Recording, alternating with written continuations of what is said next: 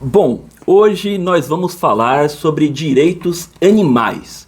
Mas não estou falando direitos animais no sentido de direitos que são super legais, né? Direitos muito maneiros. Não é direito de andar pelado na rua ou direito de trabalhar de pijama. Estou falando de direito dos animais mesmo, né? Dos bichos. E esses são direitos que, inclusive, as pessoas não costumam achar muito maneiros, né? Porque eles podem até acabar interferindo nos nossos direitos. Ou em direitos que a gente acha que deveria ter. Mas será que deveria mesmo? Vamos ver.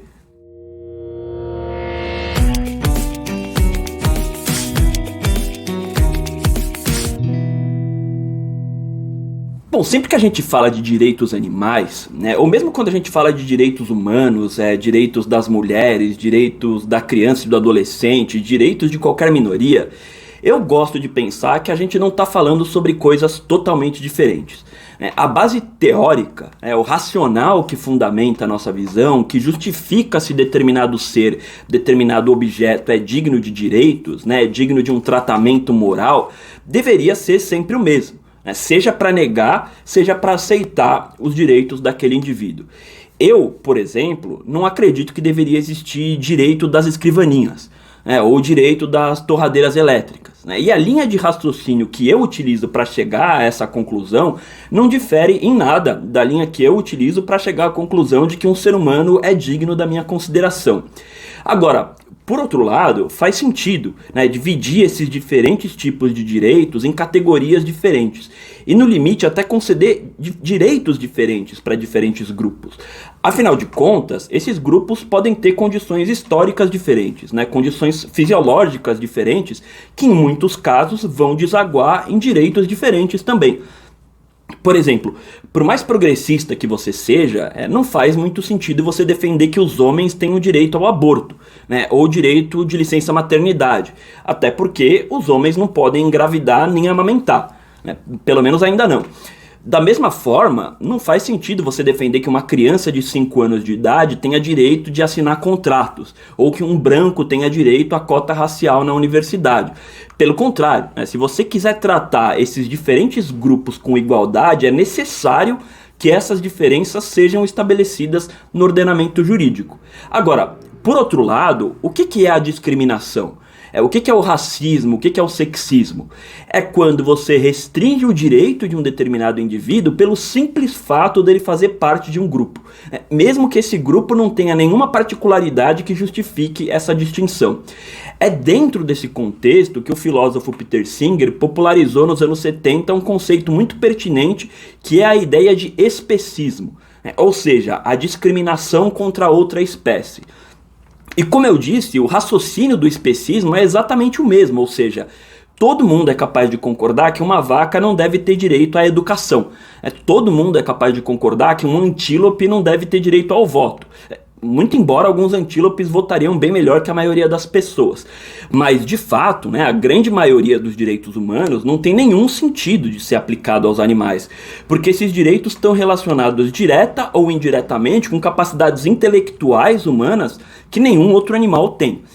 Entretanto, quando a gente fala de direitos muito fundamentais, como por exemplo o direito à vida, o direito à integridade física, o direito à liberdade, não é o intelecto humano que justifica o nosso acesso a esse direito.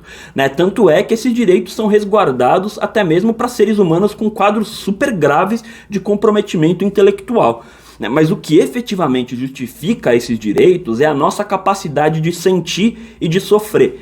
Características que, tudo indica, são compartilhadas por muitos outros animais, e de formas muito parecidas com a nossa, inclusive.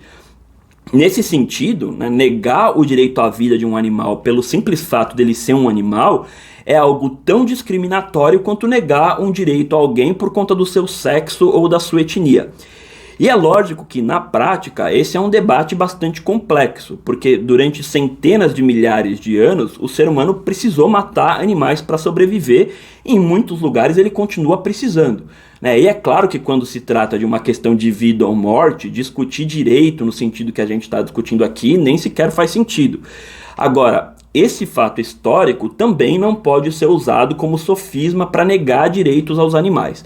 Uma coisa que acontece com bastante frequência nesses debates é aquilo que Schopenhauer costumava chamar de Doppeldeutigkeit, que é aquela ideia de você usar uma mesma palavra com sentidos diferentes para confundir o debate. Isso é feito nesse debate sobre direitos animais, por exemplo, com aquela ideia de que comer carne é algo natural. E sim, pois é, natural aqui pode ter 1 milhão de significados diferentes. Em muitos desses sentidos a afirmação seria completamente falsa, em outros sentidos ela até é verdadeira, mas não tem nenhuma relevância dentro dessa discussão.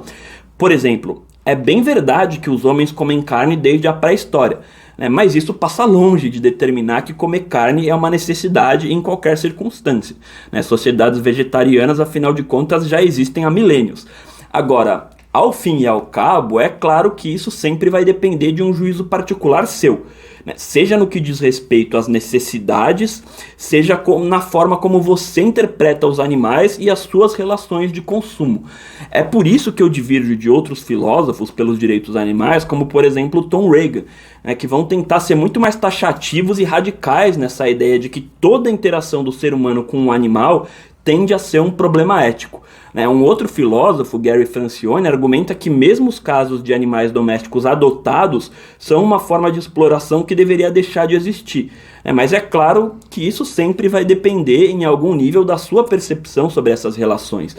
Descartes, por exemplo, era convencido de que os animais não sentiam nada, de que toda a fisiologia e o comportamento dos animais foram moldados só para conquistar a empatia humana.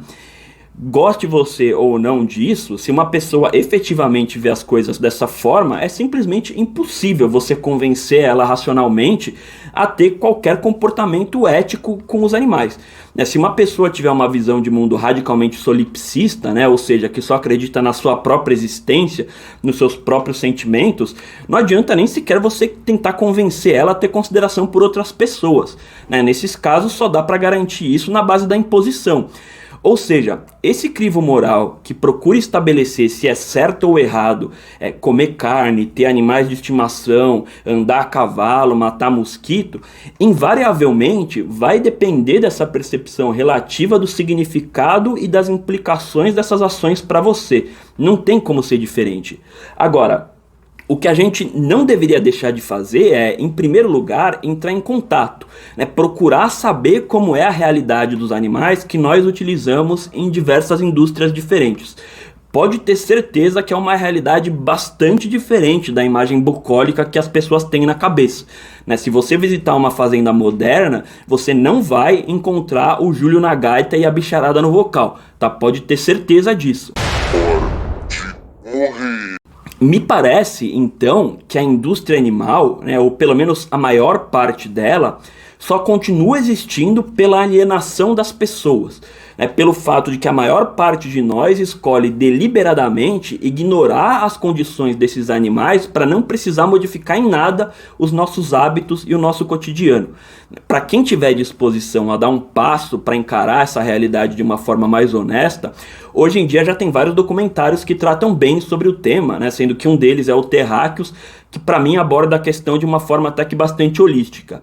Agora, aqui é necessário a gente estabelecer uma semelhança e uma diferença importantes entre a luta pela libertação humana e a luta pela libertação animal. A semelhança é essa mesma, o nosso processo de alienação. A alienação do processo produtivo também é um aspecto essencial para que a exploração humana continue acontecendo. Toda a tradição marxista defende isso, mas mesmo Durkheim vai defender esse aspecto na obra dele também. E a gente nem precisa ir tão longe nessa discussão, Semana sim, semana não, a gente fica sabendo de casos de empresas gigantes que estavam usando o trabalho análogo à escravidão.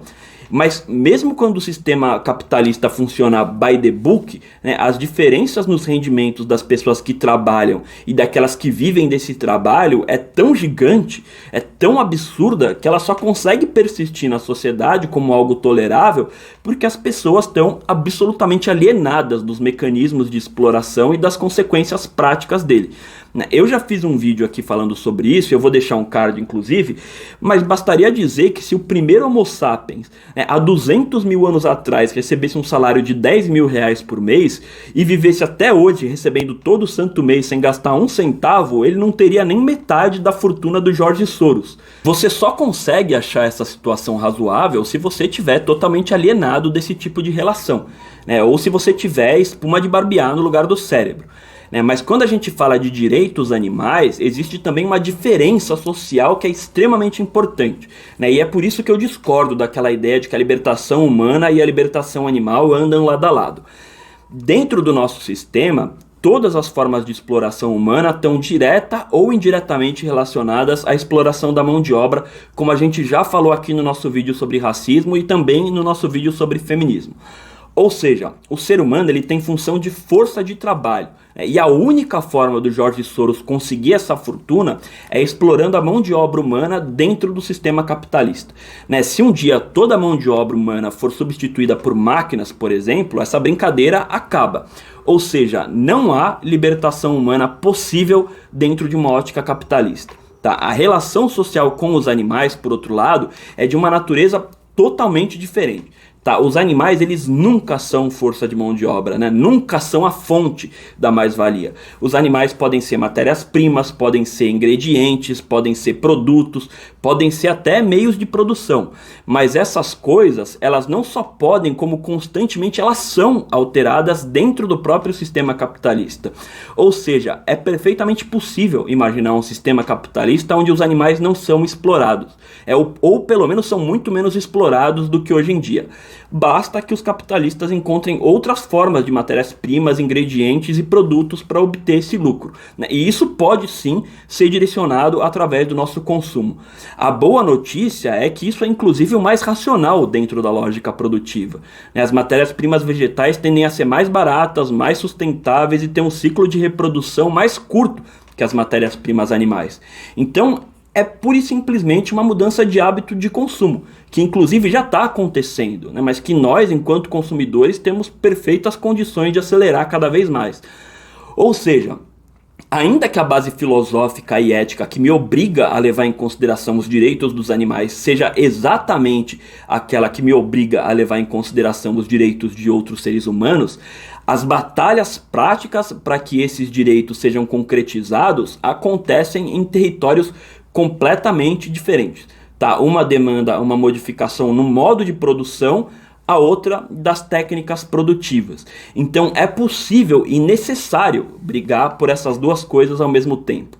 Grant, por exemplo, foi um filósofo que em muitos momentos destacou que o desenvolvimento da solidariedade é um pré-requisito para que transformações sociais possam acontecer. O capitalismo ele é e ele sempre será a melhor solução possível para o indivíduo que só pensa no seu próprio umbigo. Mas essa solidariedade, seja uma solidariedade de classe, de gênero, de nacionalidade, sempre será um sentimento muito frágil enquanto ela não for precedida por uma estrutura mais sólida e coerente que sustente a nossa empatia. Ou seja, eu tenho solidariedade com os trabalhadores, com os mais pobres, com os meus compatriotas, porque eles sentem, da mesma forma que eu sinto, porque eles sofrem da mesma forma que eu sofro. Mas para isso ser uma filosofia séria, ela precisa ser levada às últimas consequências. Bom, por hoje é isso, pessoal. Se lembra aí de se inscrever aqui no canal, tá bem? Um beijo.